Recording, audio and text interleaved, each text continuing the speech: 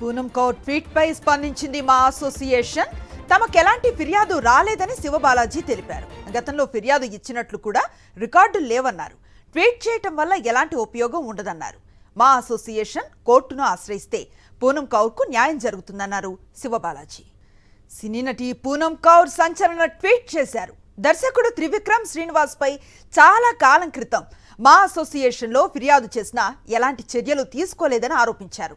తన ఆరోగ్యాన్ని, ఆనందాన్ని, జీవితాన్ని దెబ్బతీసిన తర్వాత త్రివిక్రమ్ను కొన్ని పెద్ద విగ్గులు ప్రోత్సహించాయని విమర్శలు గుప్పించారు.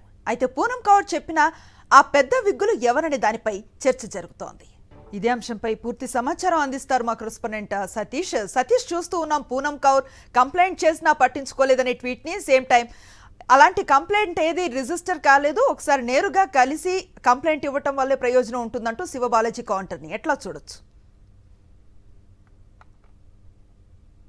నుంచి కూడా దర్శకుడు త్రివిక్రమ్ శ్రీనివాస్ పై పూనం కౌర్ సంచలన వ్యాఖ్యలు అయితే పోస్ట్ చేస్తున్నారు.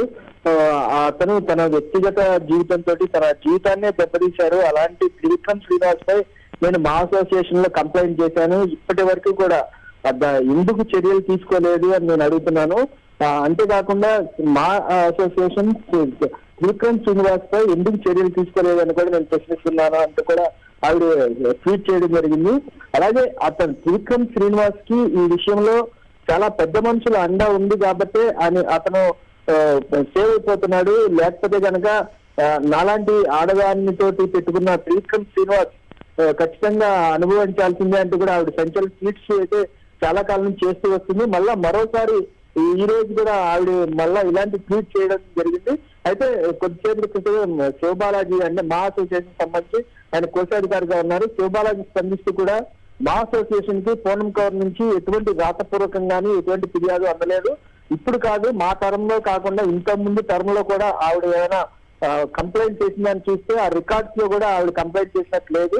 అందుకని పూనం కౌర్ ట్విట్టర్ లో ట్వీట్ చేయడం వల్ల ఎటువంటి ఉపయోగం లేదు. ఆవిడ న్యాయ వ్యవస్థను ఆశ్రయిస్తే చాలా మంచిదని చెప్పేసి కూడా ఆయన చెప్పడం జరుగుతుంది.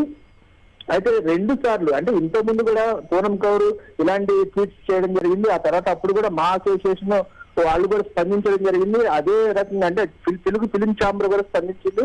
నాకు ఎటువంటి రాతపూర్వకంగా కానీ ఎటువంటి ఫిర్యాదు అందలేదని చెప్పారు. అయితే పూనం కౌర్ మటుకు ఇలాంటి ట్వీట్స్ పెడుతూనే ఉన్నట్టు మనం గమనించాల్సిందే అనుశ్రీ.